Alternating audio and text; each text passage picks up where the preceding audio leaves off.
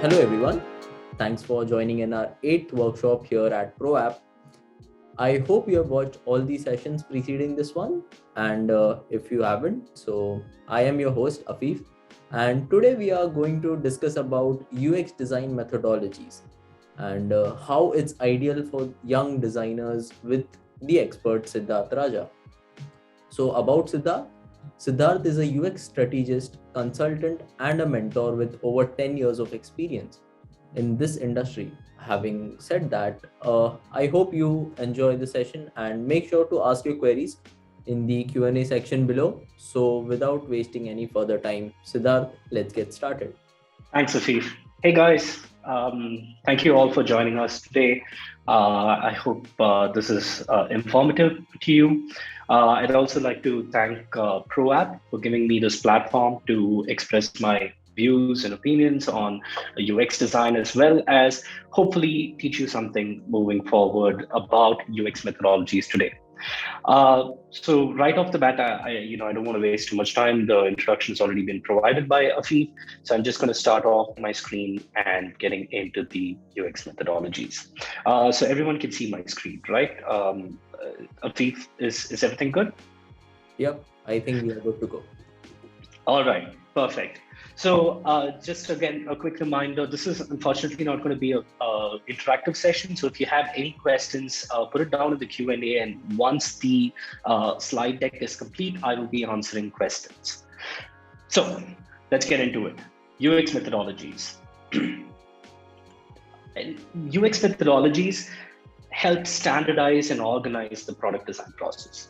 So at every stage, UX design methodologies are adopted to keep the product development on track and focused on the users. What does this effectively mean? It's basically a process and a set of steps that allow you and your team to essentially work coherently on a design problem and come up with solutions in a standardized manner. So when should these methodologies be adopted? Nielsen Norman suggests that you should start early, start now. I can't, I agree wholeheartedly. UX methodology will be adopted in every step of the process, and it's very effective when used early on in the product development lifecycle. It is important to note that different methodologies should be adopted at different stages of the product design lifecycle.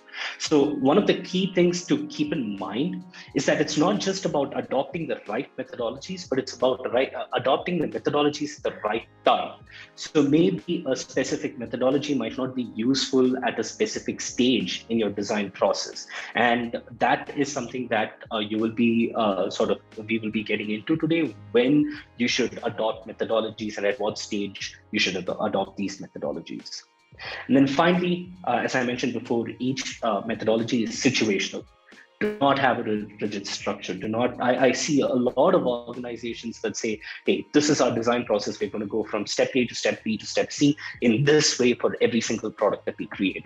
While that may work sometimes, it's not a very good strategy in the long run. As your product gets adopted, as your users' needs and requirements change, that rigid structure would actually start hampering your product methodology and your product's design process. So do not have a rigid structure in mind.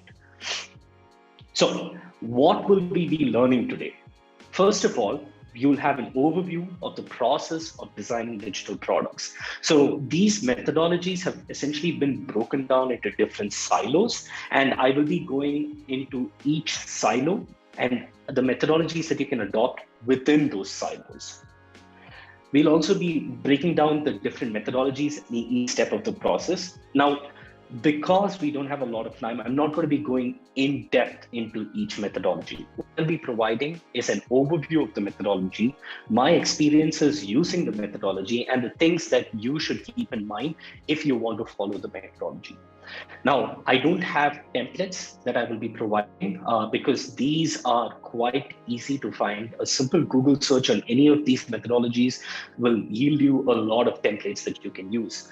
And it's also important to note that every single design organization, product organization, or any company has different ways of creating the deliverables for each methodology. So I'm not going to be giving you the templates as such. I'm not going to be giving you, again, a rigid structure that says, hey, this is exactly how to do it. Rather, I will be providing tips and tricks on how you can effectively complete these methodologies and get better outputs from these methodologies. Another important thing is the right way to execute each methodology. So it's not enough if you simply know that these methodologies exist, but it's also super important to understand the right way to execute the methodology. And we will be going into this in detail. And finally, we'll be talking about effectively communicating results. So in some of these methodologies, there are very specific ways you want to communicate the results, either to stakeholders or to clients. It actually really doesn't matter if you're just talking to an internal business team, like, for example, your CEO or your marketing or chief marketing officer, or you're working in an agency and you're trying to communicate your design process and the output from the design process to that client.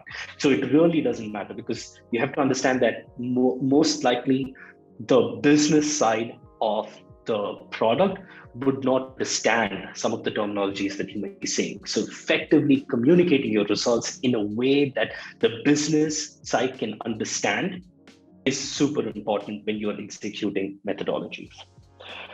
Finally, we'll also be going beyond the product design lifecycle. So most of these methodologies you can adopt if you are creating a product from scratch or you're somewhere in the middle of a product design cycle. But how do you go beyond that? Like the job of a UX designer doesn't stop right after these methodologies are all completed. So you go from ideation to delivery, and then that's it. That's not how things usually progress. What happens is you need to go beyond that product design life cycle, and you need to start listening to users. And we'll be going over very briefly on some of the methodologies that you can adopt to listen to your users. All right, so let's start with the digital design process. And this is effectively just a rundown on the whole process and the steps involved in the process. To understand a digital design process, we need to first understand digital products. Now, digital products are tools that help humans complete tasks. Right? So the clock app wakes you up every morning. Those social apps on your phone help us connect with people all over the world. Amazon, Big Basket, Flipkart makes buying products easier. Digital wallets help us send and receive funds. Notes app helps us remember things. YouTube, Netflix, and Apple Music all have a huge catalog of media that you can enjoy. So what you need to understand is that every single digital product comes with a purpose. It is there to fulfill a task. It is a helper to human beings, right? So the products essentially do not exist without a purpose. You will be hard pressed to create a product or design a product that doesn't have a purpose. And even things like the digital lighter app on your phones, it's just an app that turns on a lighter, right? Even that has a purpose of entertainment. So it's important to understand that digital products exist to fulfill a purpose. And so when you're looking at digital products and when you're trying to design digital products, humans are at the center of that design process, or any design process for that matter. And that's why it's effectively called human-centered design. So the objective of any design process is to identify user needs and solve for those needs. This is the most popular design process. You start off going strong, and then you go into your research phase. You're all over the place. You try to conceptualize, you try to prototype, and then finally you just kind of streamline and go into the design process. We have all been there. I have been there myself. When I started off, this was the design process that I adopted.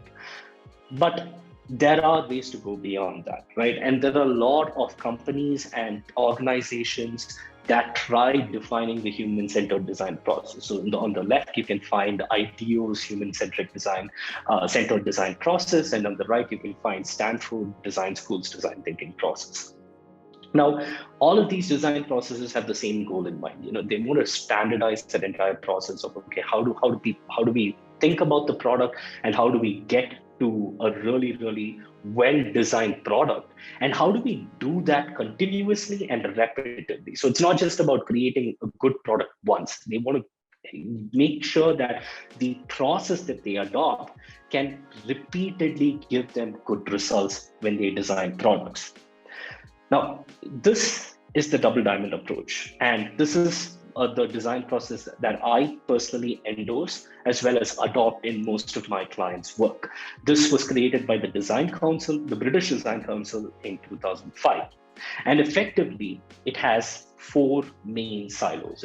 The silos are discover, define, develop, and deliver.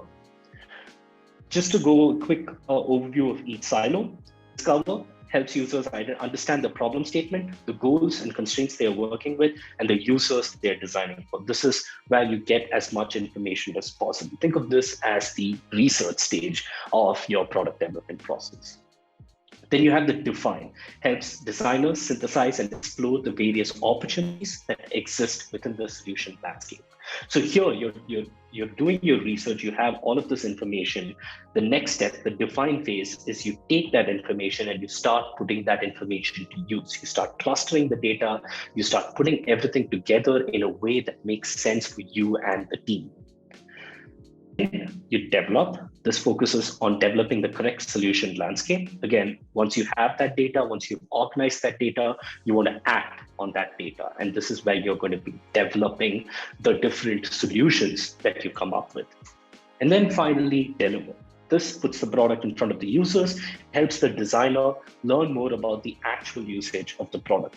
Pretty straightforward. Once you design something, put it in front of the users, test it out, see if it's good. If it's good, launch it.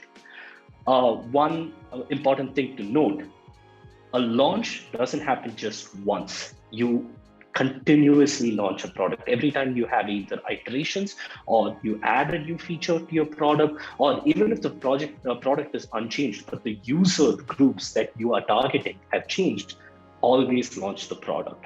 So just keep that in mind. Now, Dan Nesler reimagined the double diamond in 2016, and I really loved the way he has redesigned this. So he wrote an article on Medium on the process of redesigning it. I have that link down below, which you can check out. And effectively, it says that, okay, instead of just saying that there's going to be convergent and divergent points, it's going to go up here and then down here.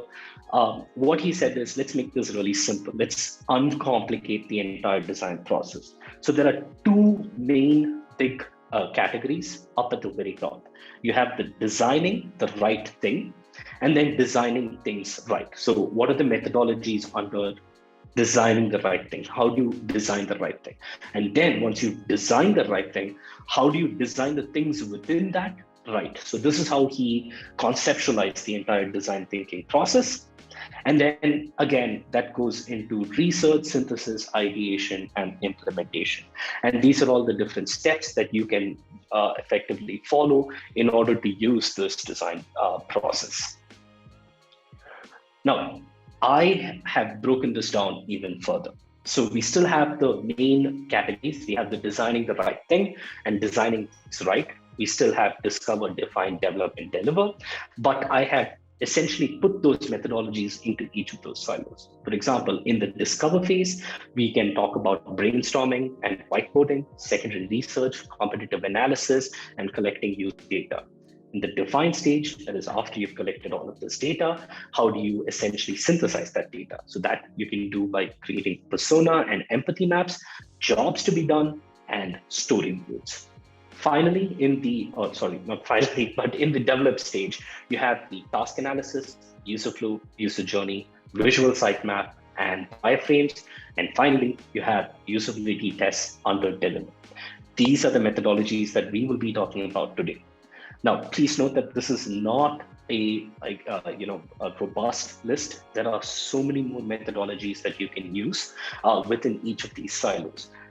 These methodologies that I have enumerated here are the ones that are most effective in gathering as much data as possible, synthesizing that data, and also are the most popularly used. So if you are a designer who's seeking a job currently, or if you're a student who is looking to create a portfolio of work, these are the methodologies that would essentially make your case study more robust and filled with information.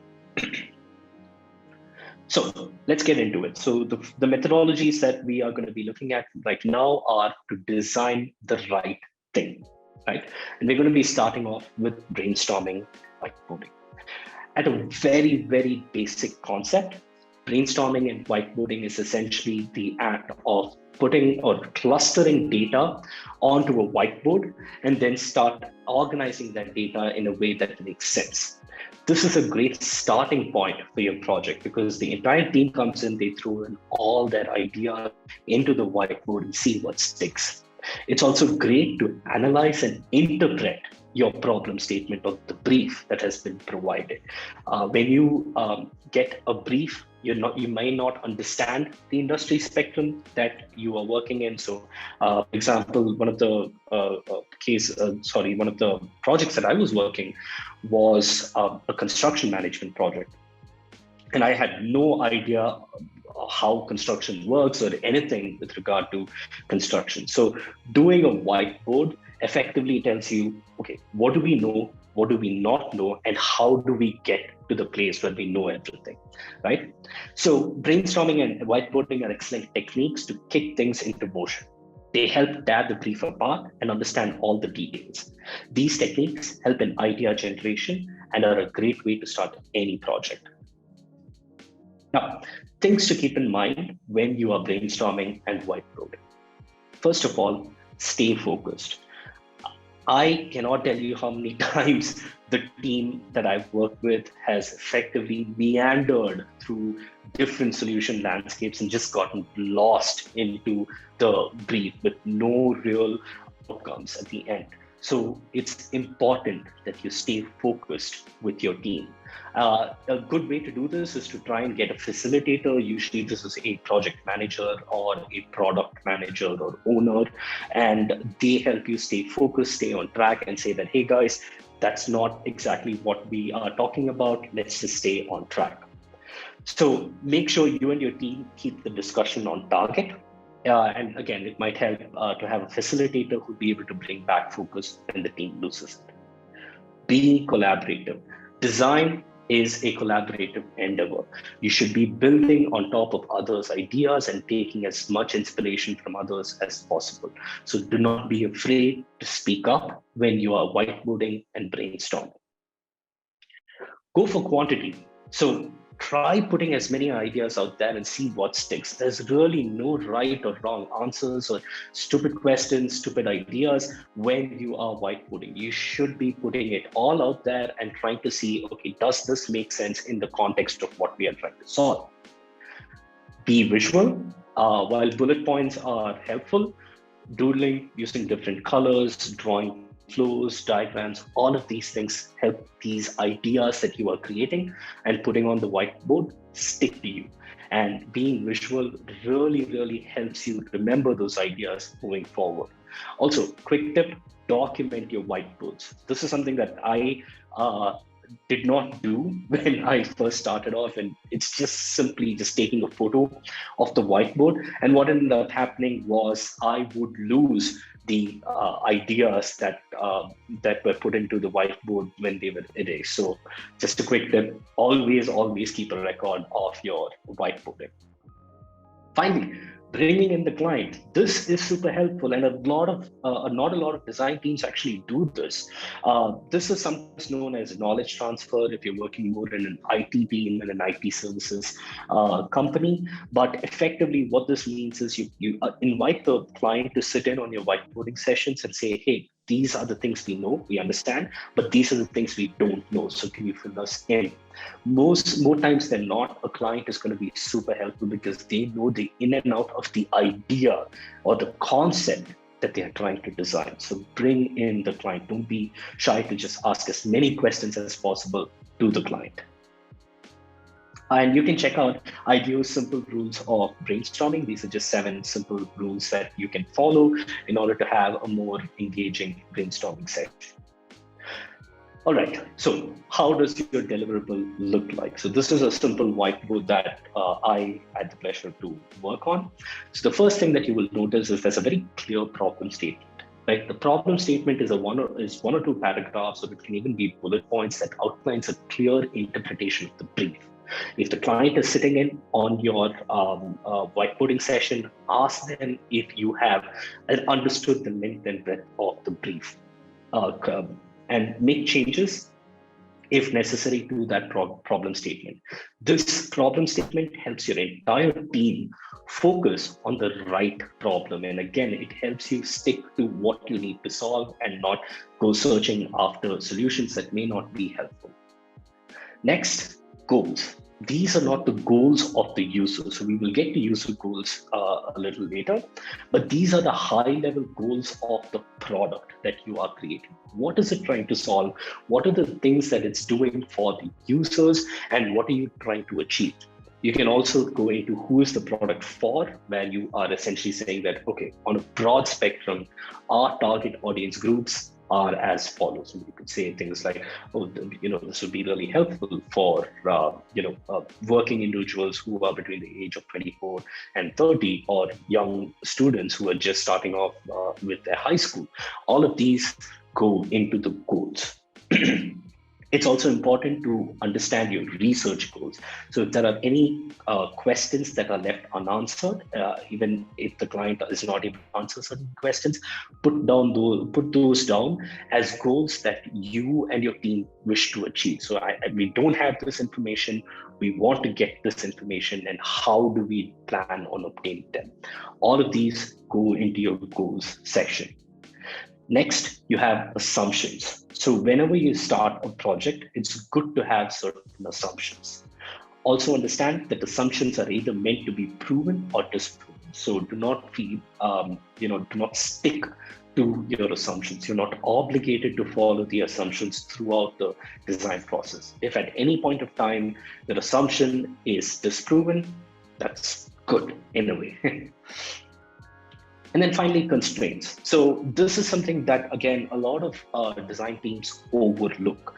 Most briefs will come up with constraints, right? So if you, let's say, have a very, very highly technical product, a constraint could be, we can't talk about it to the users, right? Because they won't understand what is being said. Or for example, if you are working on the UX of a medical app, you might have constraints such as NDAs, or not disclosing any information to even subject matter experts. Put these down so that you are able to remember them, and remember that these are constraints that you have to work with. So once you have completed your brainstorming and whiteboarding session, you would then go into the desk research phase, or the secondary or the desk research phase. Now, the main purpose of the desk research is to collect as much data as possible. Whenever you start on a project, do not directly go to your users. Try to collect as much information as possible from every resource available, right? And also make sure that it is within the product spectrum. This data can be qualitative or quantitative, and should include everything from marketing trends, consumer reports, or academic research. This is also a great way to make sure that your energy is being saved and you are performing the right methodology. So if you find surveys that have been done by other companies, it might be easier for you to just buy the report from that company instead of you or your team conducting that survey. So this is where secondary or desk research really, really shines. If you can get that information elsewhere, use that information. You do not have to do all the research on your own. Now, what are the things to keep in mind when you are doing your secondary or desktop research? collect data from reliable sources. And no, Wikipedia is not a reliable source. It is open source, which means that anyone can go in and edit things. So if you are proposing solutions based on Wikipedia, you probably got it wrong. And published papers in journals, peer-reviewed articles, not just articles on Medium, although they are great, peer-reviewed articles where effectively other writers, other authors either review it to either prove or disprove the things that are written in articles. These are the most reliable sources of available data. You will also be surprised how much information you can gather from newspaper articles. Those are also really, really good sources of information that you can rely on. Relevance of data. This is again super important. Even if you receive data from published papers or peer-reviewed journals, it might not be relevant because it would be outdated. And more often than not, I find myself having this problem when it comes to technical data. So if I'm working on a specific kind of code or engineering, something that the technical team says that, hey, this is exactly what we want, a roadblock that I find myself in most of the time is that I don't find relevant information or relevant data that I can go off of. Existing products. Find all the existing products that are related to the product spectrum. Understanding how other people view the product spectrum and what solutions they have sought to see can be a great source of inspiration.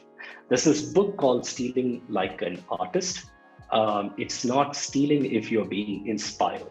And that is very, very true especially in the design community.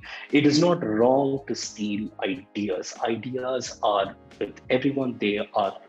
Everyone owns ideas that the entire human race comes up with.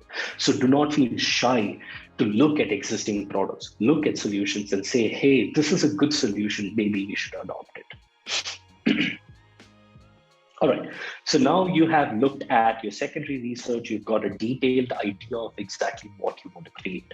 The next thing you want to do is go for your competitor analysis. And this is exactly as the name says. You look at your competitors, see who are the main competitors in your product spectrum, see what their strengths are, what their weaknesses are, what are the opportunities you have to make a better product than the competitors, and essentially understand who your main threats are in this market.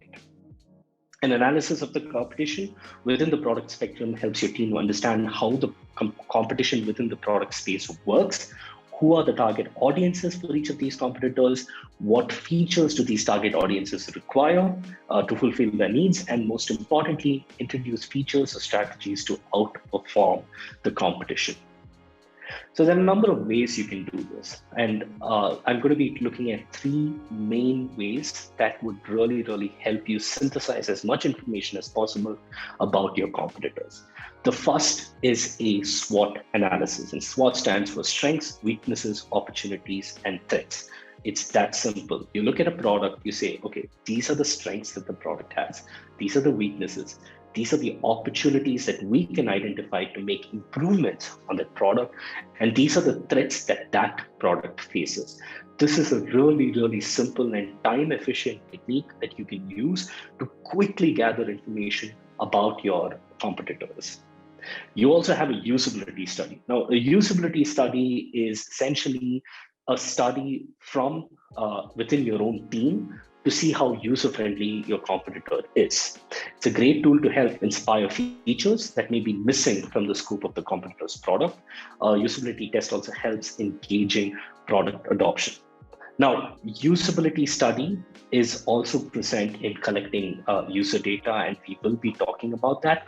But effectively, you and your team internally, without involving participants, without involving third-party, interviewees or users, can just internally test out all of these products, and it's a great source of inspiration to see, okay, why can't they do this better, or why can't we do this better? It's super, super useful, especially when you benchmark that usability study. And benchmarking is essentially you give it a 5-star rating. And you say that, okay, from a user experience perspective, this app is a 2 out of 5. And from a search experience perspective, this app is 3 out of 5. just giving those simple subjective ratings can really give you a sense of what your competitors are going for. Now, the third is the value proposition canvas. This is more of a business terminology, but it's essentially a tool that helps you visualize what your products are trying to do and who their target audience is. So it essentially consists of two parts. One is the value proposition, which are the game creators, products and services, and trained relievers. So the first is just the list of products and services that a business has, what gains they create for their target audience, and what pains or pain points they relieve for their users. And then you have a customer profile, the jobs that the customers want to complete. And these are, of course, the small things that the app fulfills for the user. Right? That's something that we mentioned. A Notes app effectively helps you remember things. That would be a customer job. A customer job would be users use this app in order to remember things that they want to remember. Gains. Why is it helpful to their users or customers? And finally, pains. What are the things that the user faces that this product is solving?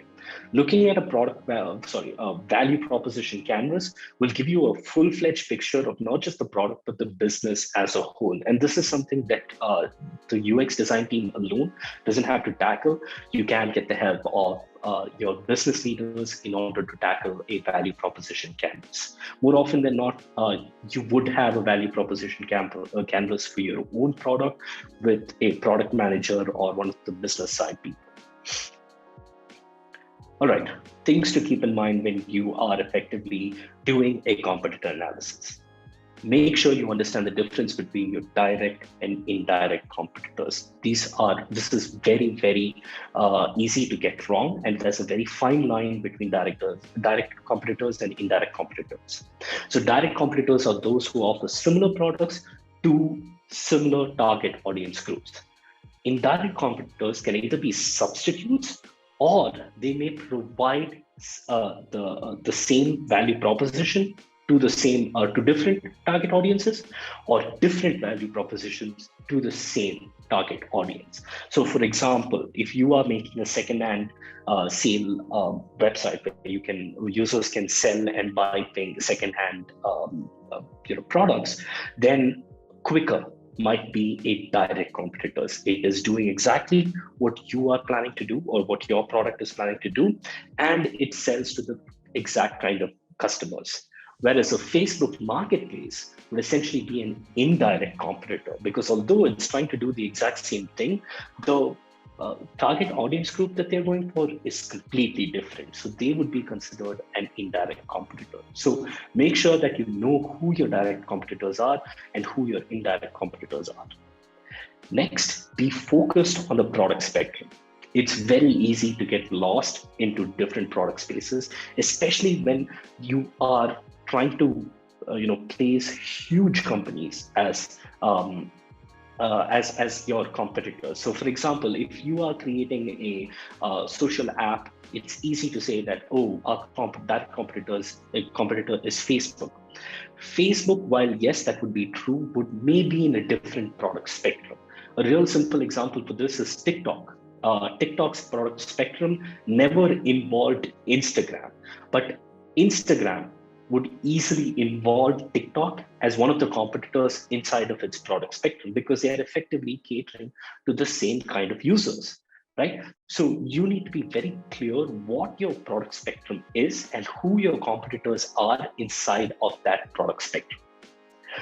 Finally, play by the numbers. It's not a very efficient use of time if you're looking at competitors who are in the same level or same stage of your business as you. So if you are looking at competitors who are effectively, say, still startups who have a seed fund and who have about 1,000, 5,000 users, that might not be a very good use of your time. Rather, look at those big bulls, look at the big whales that effectively have millions of users and see what they do right, rather than looking at what the smaller ones are doing. All right, so how do you deliver a competitive analysis? First thing, process overview. Whenever you're creating any of these debrief documents, always include a process overview. It makes communication so much more effective. A process overview effectively is a one-liner or a paragraph that says that these are the steps that we took in order to complete this process. It's that simple. Try to be as detailed as possible, and it really gives you a clarity of thought when you are especially communicating to clients. Hey, these are the processes that we took, these are the people that we talked to, these are the competitors that we looked at. Next, write a brief note on the competitors and their features. So in this case, if you look at the competitive analysis, you have the simple applications that are your competitors and just a list of features, or in this case, screenshots of those features that those competitors have. Statistics. Any and all relevant information about usage statistics taken from analytics tools. Again, this gives you an idea of what the global ranking, site ranking of that product is, how many users there are, what is their bounce rate. All of this is super important information that you can use to compare and contrast different competitors. Again, make sure you understand that a competitive analysis may not necessarily involve your product as opposed to your competitors. That happens when you already have a product that is running, that has traction. If you are creating a product from scratch, you do not need to involve your own product, which again won't exist. So it would just be pitting other competitors against themselves. Next, write down your strengths, weaknesses, and opportunities. If you've conducted a SWOT analysis, which you should for most cases, highlight the main strengths, weaknesses, and opportunities from the analysis. Finally, a usability scale. A usability scale talks about the different comparison dimensions that have been focused on during a usability test. So if you have done an internal usability test with you and your team members, create a scale.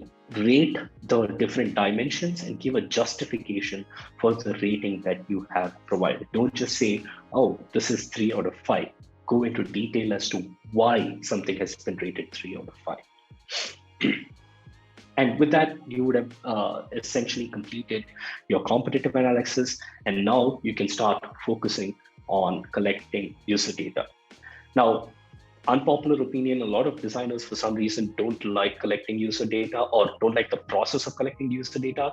This is what I love best about product design. Talking to users, trying to understand what works and what doesn't work with your users is extremely enjoyable, and also gives you a lot of information about their goals, needs, motivations, and the pain points or frustrations that the user might be facing. Now, when it comes to user data, there are effectively two kinds of data. There's factual data and emotion data. Factual data is data that cannot be argued with.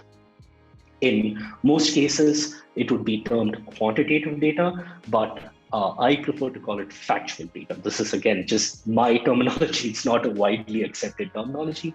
It's just for better understanding.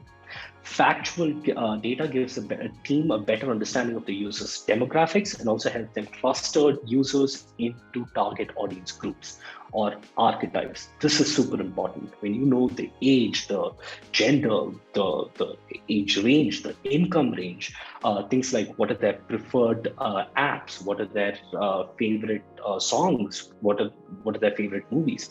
All of these are factual data. This does not mean that you can't argue with that data in a general sense. It just means that you cannot argue with that data specifically.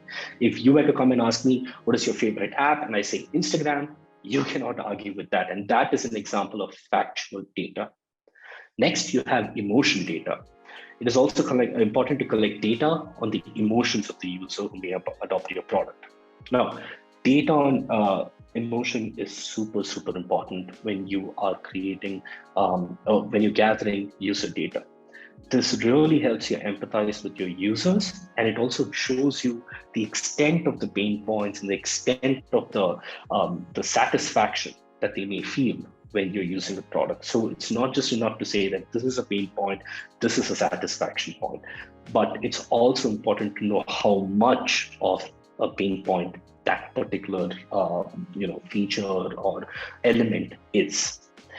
This kind of data is usually termed as qualitative data, but again, this is a terminology that I use and I call it emotional data.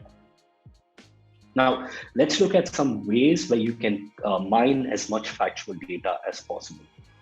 The first thing may come as no surprise, it's surveys. Surveys are a great way to collect large amount of information from a large group of users. When performed correctly, surveys help understand the key demographics of your users, their usage patterns, and products and services they use on a regular basis. So it's a quick and easy way to collect large amounts of information. Now, we will be going into the do's and don'ts and things to keep in mind in surveys, but let's just go through all the different methodologies that exist for collecting factual data.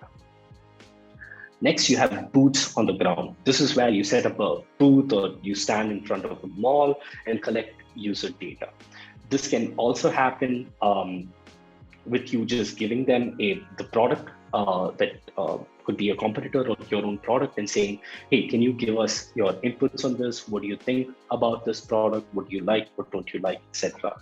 It is live, in-person and on-location research, which you can do to gather information from users. And it's a great technique to actually get live reactions from users. Unfortunately, it is time and cost consuming. It's very, very difficult to get a boots on the ground run going. But if you can do it right, it gives you a lot of information about your users where in their environment. So that's also something that's super important. Your boots on the ground should be in their environment, right? So if you are doing an e-commerce store, go to a mall. Going to a school may not be really helpful for your boots on the ground. So the location is also super, super important.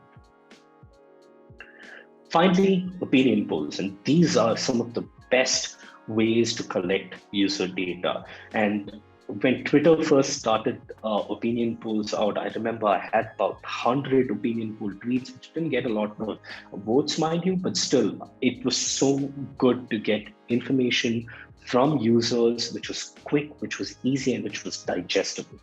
So opinion polls are exactly this, what do you think of this typeface, or what do you think of this color, or when do you work, or it could be what do you like in terms of setup, do you like a user interface. All of these can be easily received just by asking your social network team or social media team to send out a poll to your users. And more often than not, these are a lot more easy to digest, as well as a lot more reliable as opposed to surveys, because surveys, you have to understand, are going to people who may not be engaging with your product. They may not be users of your product. However, our opinion polls go directly to people who are engaging with your product. A couple of things to keep in mind. Segment your surveys. A lot of survey creation tools like Google Forms and SurveyMonkey allow you to segment your surveys into different sections and go to different sections based on the answers that are being typed in or clicked on. So it gives you a way to effectively gather data and segment that data easily when you're trying to report that data. Keep it simple. Survey forms, we all hate those survey forms which are tedious, which ask us a bunch of long paragraph questions, ask us how we feel and things like that. Not the most effective way to create a survey. Keep it simple, keep it light, try to use multiple choices and selective questions rather than long and short paragraph answers. You will want a high yield for your survey. And the best way to get a high yield is to make your surveys really, really simple to answer. Identify the right channels. It's not enough to craft the right questions, it should also go to the right audience. So identify all the different channels that you have available to send your survey out. So this could be things like putting it out on Facebook, putting it out on all social networks, or getting on the ground and getting those questions answered by a boots on the ground run. All of these are super important. The right channels will again positively impact the yield of your survey. Next, we move on to emotion data. Now, again, emotion data is effectively data on the emotions of the user. The first and most important way to get this is user interviews. People who are engaged with your product or are potential users of your product are a great source of emotion data. You are directly solving something that they may or may not need. And so when performed correctly, user interviews allows the team to fully or truly connect with your target audience. So super important in order to collect emotion data. You also have focus groups. So again, this is when you have a group of people who are demographically similar, who are sitting in a room and answering questions that you are asking. The great thing about this is when there is banter that starts to happen between the participants, that's a great way, it's a great impetus for the entire group to get into a role and start giving you as much important information as possible. And again, all of that emotion data is super, super important. Be wary though, one thing that I have noticed with focus groups is that sometimes what tends to happen is there's a focus leader, there is one person in the group who kind of all the others imitate his or her thought process. Do not let that happen when you're doing a focus group. Finally, we have the subject matter expert interview. So this is effectively interviewing subject matter experts who understand the industry and who have been involved in the industry for a very long time. So this is a great way to gather information about users, because if you talk to a reseller of let's say a refrigerator, if you're creating an app for a refrigerator, he is going to give you a lot of pain points that you may not even know or you will not be able to gather from your users. So talking to subject matter experts is an amazing way to collect a lot of information about your users. We also have cultural probes. So cultural probes are essentially tools that go beyond the user interview. User interviews are live and in person, right? But cultural probes effectively involve sending a kit with the participant, and as and when touch points or successes or failures to do certain actions happen, you ask the participants to write them down on your cultural probe. So it just involves you designing this kit. Again, the kit is super subjective. It depends on the product that you're trying to build. And effectively, the cultural probe allows you to gather information about the user while certain things are happening. So while they interact with the touch point or while a pain point is occurring. So if you say that, hey, when you have this trouble, just write it down. Or if you have any problems with the product or the way you're doing things, write that down. That will be super helpful information for us. That is a cultural probe. Things to keep in mind: assumptive and reflective questions. Assumptive questions are when you tell an interviewee or a participant, hey, why don't you assume that XYZ happens? And based on that assumption, you ask them a question. Reflective questions allow them to reflect on their past actions and give you data based on that reflections. It's important to note that you should be asking your reflective questions first and then your assumptive questions, because assumptive questions require them to be creative, and that effectively takes a toll on the mind space. And so you don't want them to get tired after the first 5 to 10 minutes of your interview. Conducting an interview. So when you're conducting an interview, more times than not, participants may be uncomfortable during the interview process. It is your job to keep them, calm and collected. A great way to do this is to have a quick icebreaker session. You can just throw a ball around while you're talking to them, get friendly, try to truly have a personal connect with your participant before you dive into your interview. Now, the final thing is recording highlights. Highlights are not the same as transcribing the interview verbatim. I see a lot of researchers who do this, who get this wrong. Do not transcribe your interviews, and definitely do not take notes while you are interviewing someone.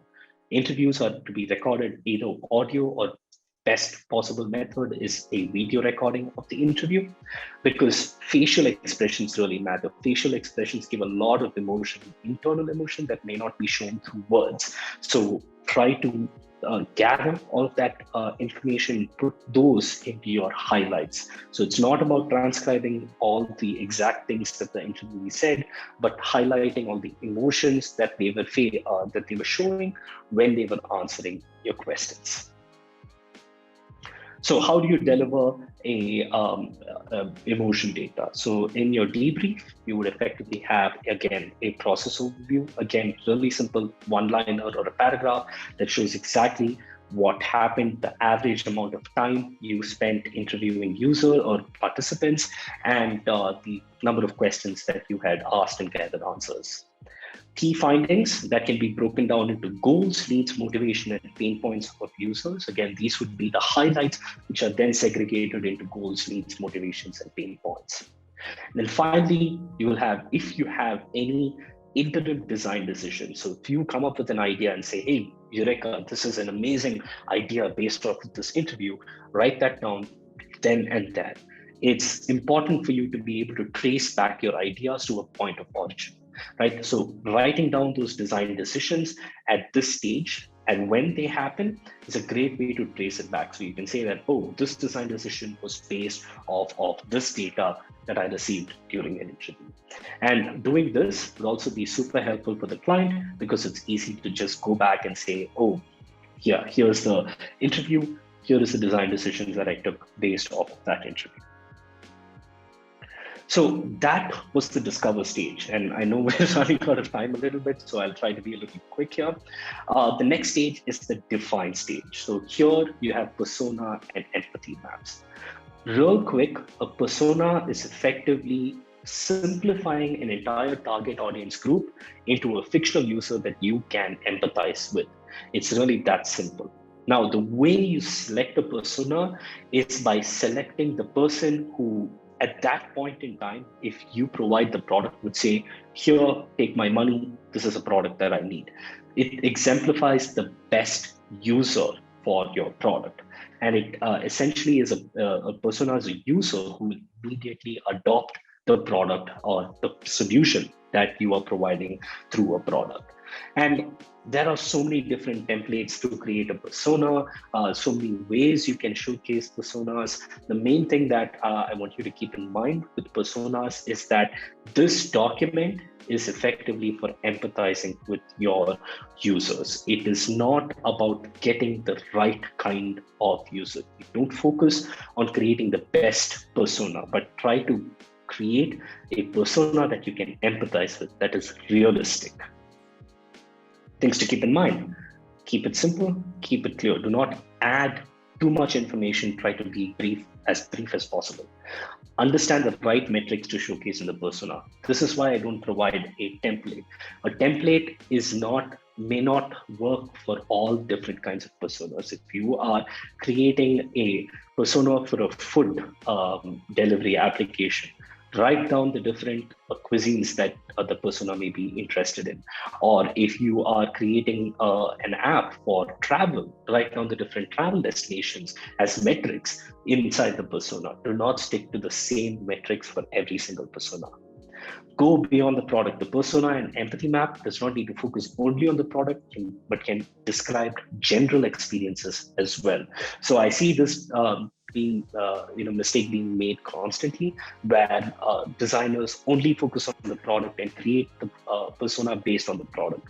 It doesn't have to happen that way. In order to empathize with the persona, you should be able to empathize with all their general experiences and not just the experience with your product. Finally, have a well-framed code. This really helps the team or the designers empathize with the persona better.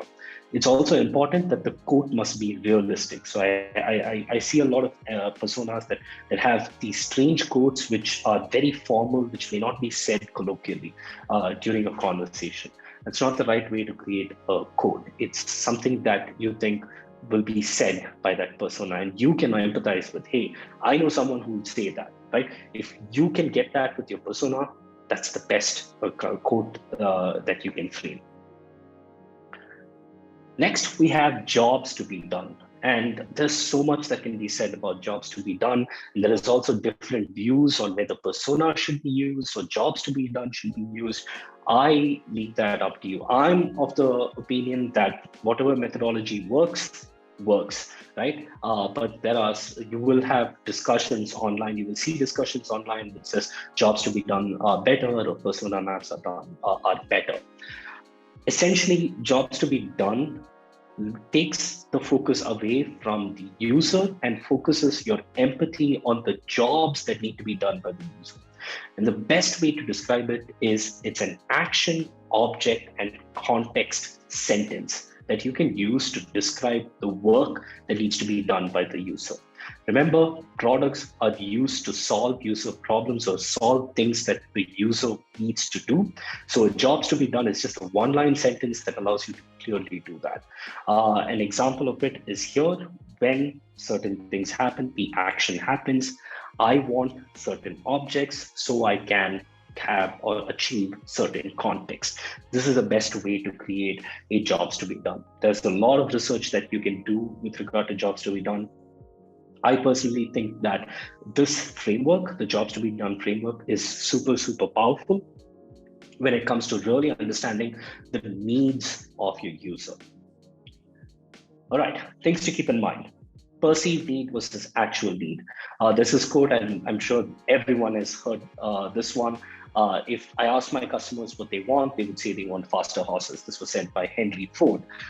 That's the perceived need. The perceived need is that we want something faster, right? But the actual need is to get from point A to point B or get to the destination in the fastest time possible, right? So you need to dig into those perceived needs, which will be very surface level, and go into the actual needs of the user.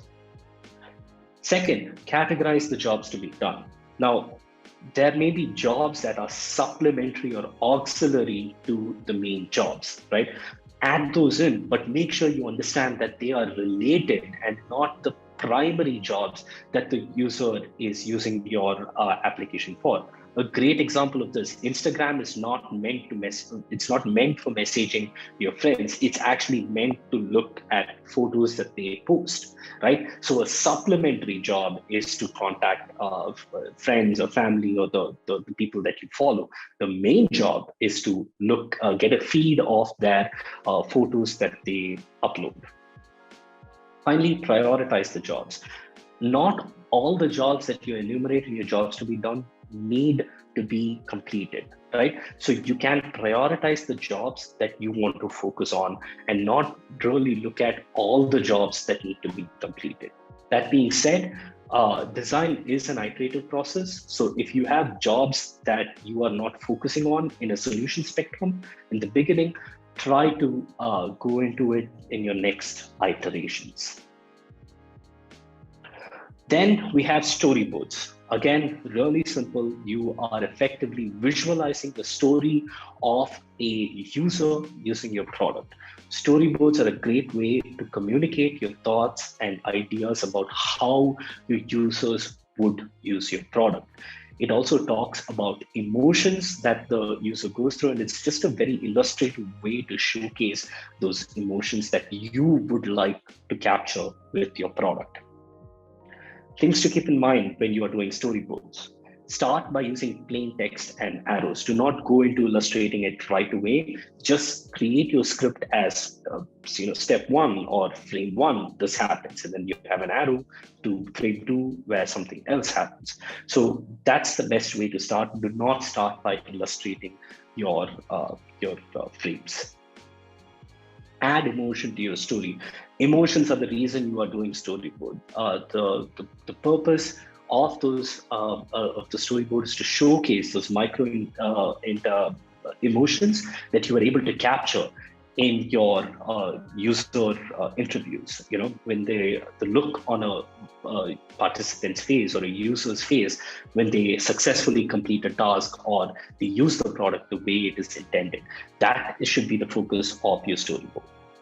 Finally, end with a clear outcome. Do not have cliffhangers. Do not just end your storyboard at a non-resolution or in a space that doesn't complete the story. If you are proposing a solution, make sure to end with the user going into that solution and getting the benefits of that specific solution. All right, so that's the first part of designing the right things. The next part is designing things right. So there are a couple of methodologies which we can go into in this case as well.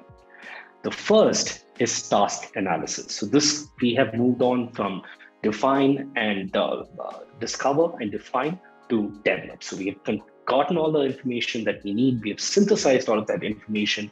We understand our users. What do we do next? The first thing we do is develop a task analysis or a task flow. In a high level, this is just task, which is what is the thing that the user would want to complete. It analyzes the steps or the actions the user needs to take in order to complete it, and the different pages that they would have to navigate in order to complete that task. It's a really simple structure to to understand and synthesize a lot of interaction into that your user would have with your product. Things to keep in mind. Break it down. So this is one thing that, again, I noticed a lot of designers doing, which they only have their primary task. They do not focus on secondary tasks and tertiary tasks. Breaking your tasks down into primary and subtasks or secondary, tertiary tasks really helps it make it more manageable, makes the process more manageable. Reduce the interaction costs. So if you have 10 steps in order to complete a task, try to see how much of those steps can you actually negate by automating or using technology to your advantage. So instead of asking the user to type in the address, you use the location identifier icon, you use the GPS in order to get that location. That's reducing the interaction cost inside of your product. Create a clear scenario. A task analysis always starts with the scenario. The scenario is effectively the task that they are trying to complete.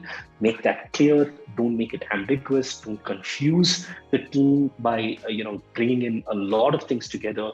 Make it pinpointed at a specific task the user would like to complete. Finally, pages and actions. Again, the task analysis diagram should only be represented with pages and actions. Do not add thoughts, do not add decisions in your task analysis. And finally, yes, keep it linear. So if there are bifurcations within the task flow, it might be best to represent each bifurcation or split as a separate flow rather than showcasing them on the same task flow. So a task flow should be linear, should be step 1, step 2, step 3, step 4, and that's it. Now, expanding on top of the task flow is the user flow, and effectively the user flow is just task flow, but with decisions inside of them. They're super easy to show, or they're super important to showcase what the entry points are into specific features of your product and where those exit points lead to. Things to remember or keep in mind when you're doing user flow. Decision points are the focus of a user flow. So your decision points are what matters.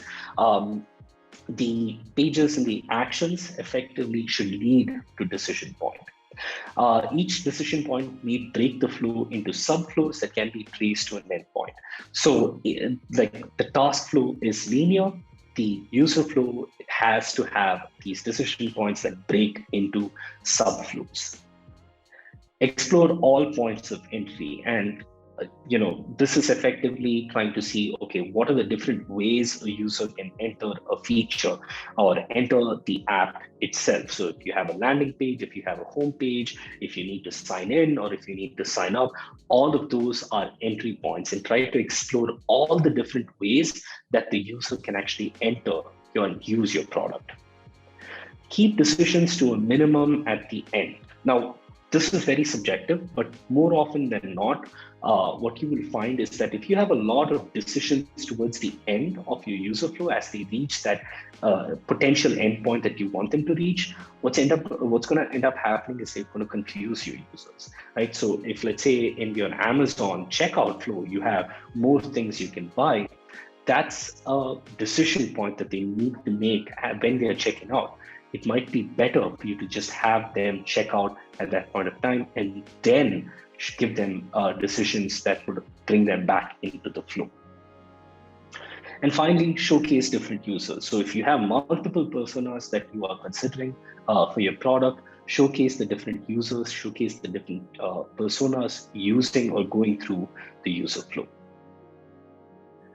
Then we have user journey. Now, the user journey map now builds on top of the user flow by adding emotion into the mix. It basically looks at the different steps that are needed, the emotions as the user is going through those steps, and the opportunities that you, the designer or the design team, has in order to help bring those emotions to the happier side of things. An example of the journey map is here, as you can see. So this is the scenario or the scope, which is, this is what the user is trying to do. These are the different steps that are needed in order to complete a task. These are the emotions that the user will feel while they're doing a task, and these are the opportunities for improvement. And it's a very simple way to showcase emotions on top of a user flow. Things to keep in mind: start with the scope, high level scope that talks about the scenario, talks about the end-to-end experience of the user is super important when you start off the user journey. It gives context to the user journey. Second, you want to detail the scenario. This is the actual situation that the journey map addresses. So if you have multiple products, if you have multiple features, then a different journey map for each feature might be good with different scenarios. Focus on one persona. So each journey map is about a single user's experience using the product. So you should only be focusing on a single persona for each user journey. So you can create multiple user journey maps, but each journey map should only have one persona. Finally, be truthful about the emotions that they will be facing. It's just going to hurt you if you're not truthful about the actual emotions that the user would face when they're using the product. Next is the visual sitemap. So this is just a hierarchical diagram of the information architecture of your website. You've all seen sitemaps. So the reason I called it a visual sitemap is because you can actually have a sitemap coded in, which would be called an XML sitemap in an engineering perspective. What designers are creating are the visual representations of the sitemap. So in a sense, think of this as the Google Maps for your information. It talks about where information is, how to get there, and what are the different pages that are there to that house specific information. It is about looking at identifying gaps in navigation and making sure the content fits the pages that they are in. That's the main purpose of the sitemap.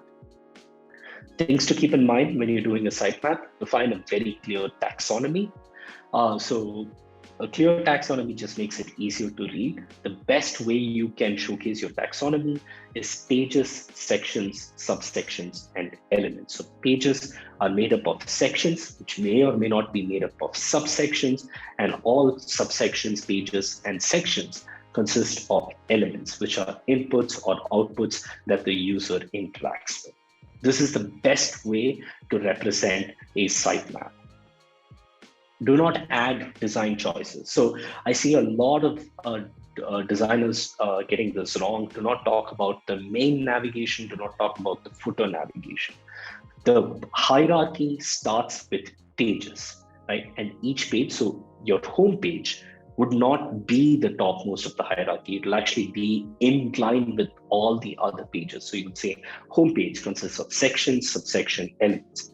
Then the About Us page will consist of section, subsection, elements. Contact Us will consist of such and such elements. So it's not just about the homepage or the main navigation, but it's about the entire information architecture.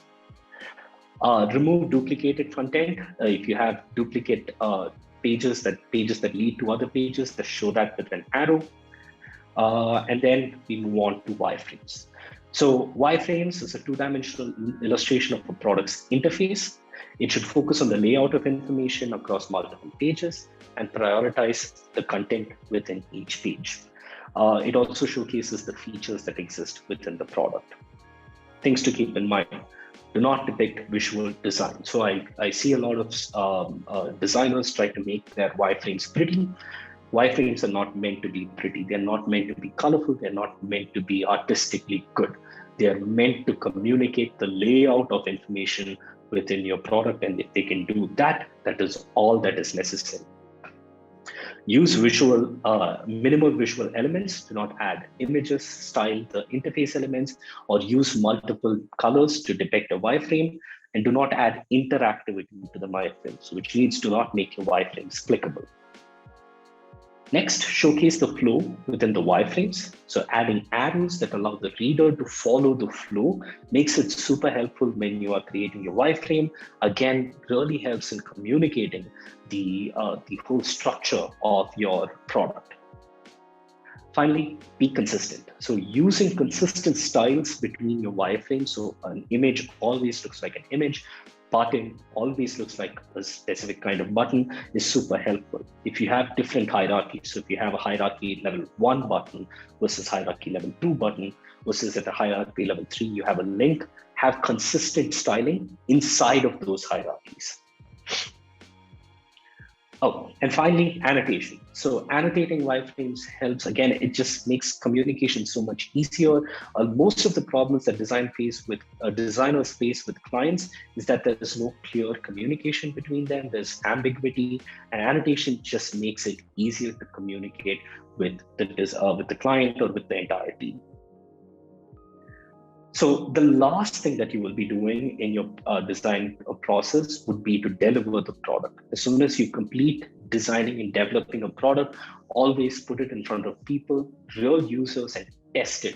Testing your product would get rid of so many hypotheses or prove or disprove hypotheses and assumptions that you may have about your product. Things to keep in mind when you are testing. So again, testing can be done remotely, it can be done live, it can be done with a lot of very, very costly equipment. But at the end of the day, the point of testing is that you want to know what your users' reactions are to your product. So test with purpose. Be clear about the goals, concerns, and assumptions for the test. Identify what are the main metrics that you're trying to understand and craft the test accordingly. Indicate a clear scope for the test. Create a script. So testing also requires a script. You can ask questions during the testing, and you can also script out the instructions and the tasks that you're giving during your usability test. This just makes it easier for the participant to clearly understand what is required out of them. Ask the participant to think out loud. So a lot of times when you ask the question after the task has been completed, they may not give you the things that they are thinking about. So asking the participants to think out loud while they are performing the task really gives you a look into how they are processing the information and how they are processing the task. Elicit real-time feedback and responses. It is not wrong for you to stop the participant at any point and ask questions, but be aware that this does affect the performance and the time taken to complete a task. Likes, dislikes, and recommendations. Again, it's super important that you understand what your participant likes, dislikes, and recommends about the product. It could be a great source of inspiration for you and your team to work on the product. Finally, reporting. Gather and report the data on a number of critical errors, non-critical errors, time taken to complete the task, and error-free rate. You can Google all of these terminologies, but effectively, these are the data that you want to showcase through your usability test. Ask participants to rate subjective factors as well. Ease of use, satisfaction, ease of finding information, search versus navigation, if they're using the search bar as opposed to navigating to the place they want to be. All of that can really give you important information if you just ask them to rate those experiences.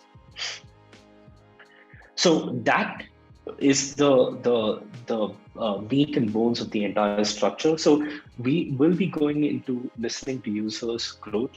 This is the final section, and it's just a quick overview of what you can do to listen to the users. So once you've created the product, you are out of the design process for some time. You always get back because design is an iterative process. When you are out of the design process, you want to start listening to your users. And this is what essentially informs growth. How you can maximize, go from 0 users to 10 users, and then from 10 to 1,000, from 1,000 to 10,000, and so on. That can be done effectively if you listen to users. And these are the techniques that you can use to listen to your users. First, analytics. Analytics are a great way to just view data on user engagement. So when users are using your product, try plugging in an analytics tool, try to identify where they are bouncing off of a page, identify click problems, identify areas where they might be spending a little more time they should be. All of that can be provided just by analyzing the different statistics and analytics that are provided that you can gather from analytics tools. You can gather data on where users are living and why, optimize the customer journey to reduce exit rates, rethink visual design to aid usability and accessibility, find out where and why the user is rage clicking or rage quitting, and boost conversions and maximize sales. And finally, rearrange and tailor content to fit the user's intentions. So analytics has all of these advantages built into it. We then have key performance indicators or KPIs. And these are the indicators that measure success for your product. They also act as an early warning system to understand and react to usage trends. So if your daily active users are falling, or if the specific users on a page are bouncing a lot more rapidly, looking at these KPIs will really give you an understanding of why they're doing that and how to fix that. Some KPIs that are commonly measured are task success rate, system usability scale, or SUS. And again, please Google all of these terminologies. This is just an overview. Time on task, net promoter score, search versus navigation, and customer satisfaction or CSAT rates, and the user error rate as well. Finally, user feedback. User feedback is just a great way to gather details about the product's performance directly from users. And the best part about this is that you are gathering this data from users who are actively engaged with your product.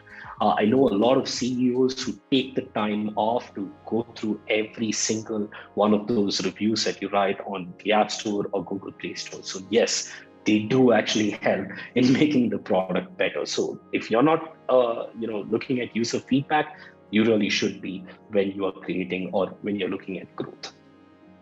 And that's it for the UX methodologies. Thank you so much for tuning in and listening. Of course, if you want to connect with me, you can check out my website, sidharthraja.com, or you can connect with me on LinkedIn, and I will hand it over to Afif, who can move on to the Q&A. Wow, Sidharth, I personally loved the session. There was so much depth and technicalities towards how the methodologies are and what is the process to be followed. So thanks for that, and I hope everyone loved the session as much as I did. So yeah, let's head on towards the Q&A session, and if you have any questions for Sidharth, now is the right time to drop it down in the Q&A section below. So let's get going. Okay. One very generic question, and I think everybody has this when they start their career, is that from where do you start as a budding UX designer? I think understanding the methodologies and effectively tuning into this session would help you start as a budding designer. Once you know the process of design, and once you know exactly what you should be doing at what point in the design process, everything else becomes really, really easy, and you can start to build on top of that. So learn the methodologies, learn what you should be doing at what point in time, and that's a great way to start things off. All right, sounds perfect. Okay, this is another one. is how do we bring the team on the same page with the goals and visions of a project? Uh, very, very good question, and something that is definitely a difficult task. That again, this is a very subjective answer that I can give you, but making sure that everyone understands the problem statement, understands the brief, and understands the product spectrum essentially solves half the problem. Most of the time, what's happening is that the team members are not clear about the brief or clear about what is it that they're actually solving. So the first part of the section where you're brainstorming and whiteboarding really, really helps you get the entire team synced up and ready to pounce on the problems. Right. Uh, okay. So you mentioned user research surveys. So here's one question on that. It's what are the basics to get a user research survey right? Right. So I think the main things to remember again, as I'd already mentioned during the presentation, the first thing, keep it really simple, keep it really easy to answer your survey. Secondly, find the right channel for your survey. So I know a lot of people who go onto these the survey sharing groups on Facebook and post it over there. Not really going to be helpful because they're not actually the right users. So finding the right channel actually solves most of the problems. And finally, when you're actually crafting your survey, make sure that you're trying to get factual details. Do not try to receive emotion data through your survey. Try to get only factual data that you can then use to group your users together. That's the best way to create a survey and get data off of a survey. If you're trying to get emotion data, you're probably better off doing it by boots on the ground or user interview rather than a survey, because it might not be enough time or space in a survey to get all of that emotion out of your users. All right. Another part of research is competitor analysis. You covered competitor analysis as well. So, what is the one piece of advice that you would give to designers who are, for doing a good competitor analysis? Know who your direct and indirect competitors are. Secondly, and most importantly, I think, do not go for too big of a fish and do not go for the really small fish. So when I say too big of a fish, I'm talking about, don't say our direct competitor is Facebook. They're probably not. And because they just do way too many things at this point to call them direct competitors for anything. And don't go for the small fish either. Don't go for those products that are in the same level as you. If your product is just starting off, if you have like 1,000 users, do not look at the direct competitors as people who also have 1,000 users. Try to go for those products that are essentially doing the same thing, but also have a big enough target audience group. Okay. So there's one from Abu Wakas. So he asked, is the UX design principles only for the website or app the same, or can it be adapted for products also? It can be adopted for any product effectively. So the methodologies are not just for UX design. You will also find them in interaction design and even sometimes going into product design of physical products. So these are general methodologies. They don't really have to mean only for UX of websites or UX of mobile sites. They're global. Right. Okay. So the next question is from Mani. So the question is, what is the purpose or benefit of showing progress bars for showing level of interest or qualification in personas? Really good question. It effectively, again, it goes back to that principle of being visual with all of your design deliverables. All of these metrics, when you're creating that you're creating in your persona, are very, very subjective. These are completely made up metrics that suit the product, right? So effectively putting it in a more visual sense rather than in numbers or in like star ratings and things like that really makes it gives you like an overview perspective. Think of it as a heads up display for your users, right? You're not going into too deep to get gathered information, but on a quick purview you should be able to see as much detail as possible. That's why you want to use these linear graphs as opposed to numbers and things like that. So it's very easy for you to pick up on those cues that you're providing at the persona. All right. Okay. So Rati Agrawal asks, where do you start research on an existing product? That's a good question. So that's where the growth comes in, listening to your users. So if you already have existing users, if you already have existing customers, looking at user feedback, looking even at customer complaints could actually be the best way to start ideating on your product, right? So if there are multiple users saying that, hey, we're not able to contact you, or we are not able to do specific actions on specific things, or we're not able to complete specific tasks, those would usually be found in your customer complaints or in your user feedback section if you're on Facebook, or sorry, if you're on Google Play Store or App Store. So look into that. That's a great place for you to start getting as much information as possible about your users. All right. Okay. So the next question, and this is actually something that I would love to know as well. So it is by Sivarama. So nowadays, like, we see that even the job roles that are mentioned, it's not just UX designer. So these days we even get to see job openings or roles for a UX researcher as well. Yes. What is the key difference between a UX designer and a UX researcher, and what is the difference in their work roles? Right. So a UX researcher would more often than not be focused only on the discovery stage.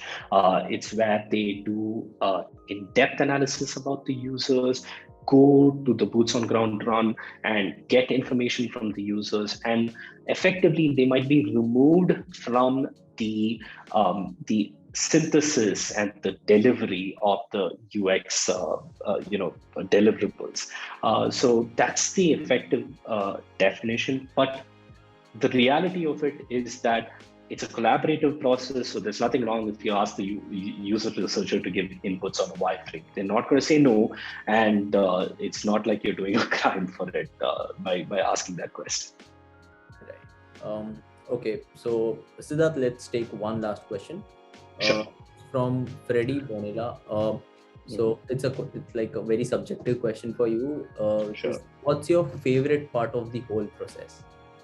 Oh, gathering data from users for sure. Couple of reasons why. Number one is that if my product is doing well, then I love to hear about it because that's more of a vanity for me.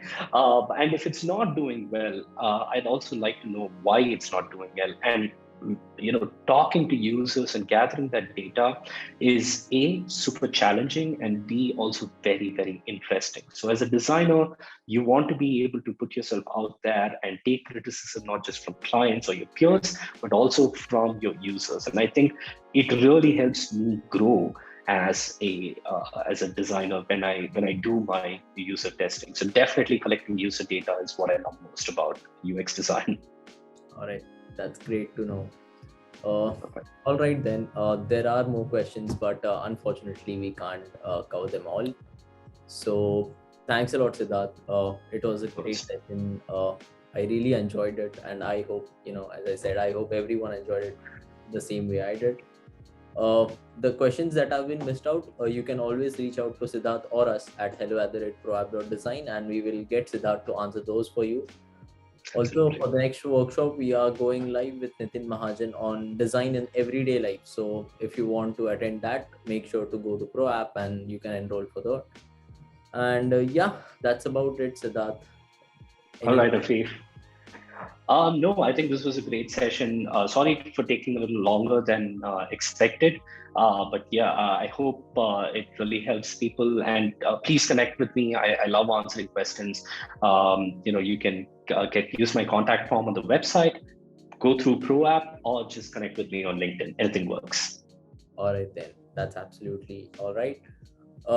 For those who don't know about ProApp, you can always download ProApp.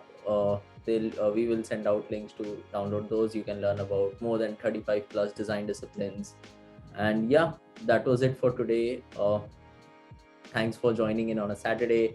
And for those who are in India, joining in on a Saturday evening might be tough, but I hope it was worth it. So that's about it. Thanks a lot, everyone. Thanks a lot for tuning in. Thanks a lot, Sidharth. And Of course. see you in the next workshop.